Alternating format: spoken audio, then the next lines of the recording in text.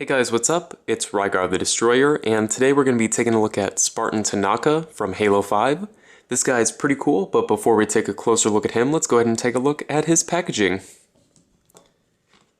Here it is. It's the standard Halo 5 packaging that we've seen for this wave, and on the back it's got the other figures that were released in this wave. So we've looked at this already, so let's go ahead and get back to the figure itself. So he stands, let's see here, about 5.5 inches tall, so he's right in scale with the other Halo 5 figures. And I have to say that this guy looks awesome. I really like the silver and blue combination. They did a great job with that. And the detail on the armor as well is really amazing. They have done a great job with the detail on these figures. As far as accessories go, he's got the DMR. Really nice detail on this one. Of course, it has a peg to put it on his back.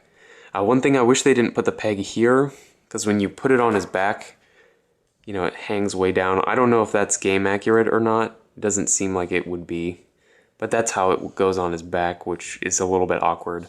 But it's not a huge deal, because most of the time you'll probably have it in his hands. And he also comes with the Magnum. Same as all of the other ones. Really nice detail. I'm glad they're including a second weapon. It's really nice. So as far as the figure's articulation goes, again, it's not the greatest. I don't know what it is. They had the Halo Reach figure's articulation was great for the most part. There was no problems with it. And then they're kind of going backwards, which is weird. I don't know why they're doing that. But we'll go ahead and run through it here. He's got a double ball peg in the head, gives him a really nice range of motion. Really well done. He's got ball hinge shoulders, and again the armor pieces kind of tuck up underneath his shoulder or his chest armor to give you a little bit more range of motion, so that's really nice. And they do swivel 360. Unlike Spartan Locke, he can actually bend his elbows to a reasonable amount, and they do swivel in the bicep and in the forearm. He has a ball hinge in the wrist, and it does swivel in the forearm and in the hand. He's got a double or a single ball peg in the chest here. Doesn't give him the greatest range of motion forward, but that's just because of this piece here. There's not a whole lot they can do to fix that, so I'm okay with it.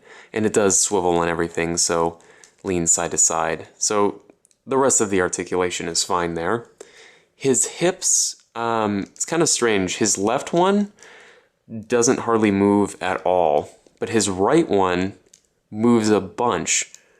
I don't know what's up with that.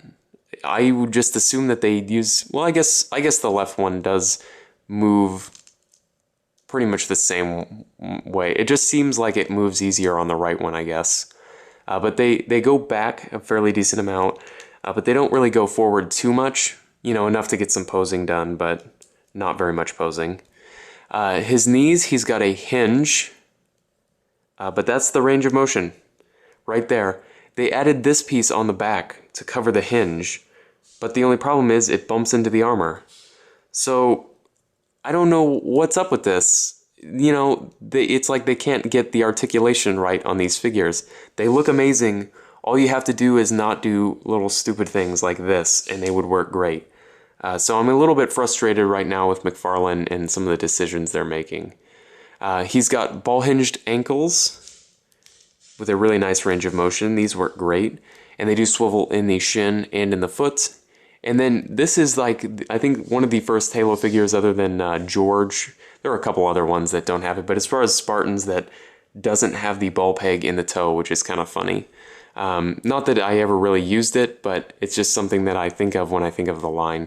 So kind of funny that they didn't add that. Overall, I would say that this figure is pretty good. I would go ahead and pick it up. You know, he's not the greatest. You know, that knee joint is pretty awful. But aside from that, he does look amazing. The silver and the blue and everything. So he will look really cool on the shelf, as long as you're not into putting them into super dynamic crouching poses, stuff like that. They will look fine. Anyway, if you have any comments or questions, please leave them down in the comments section below. And I guess I'll see you later.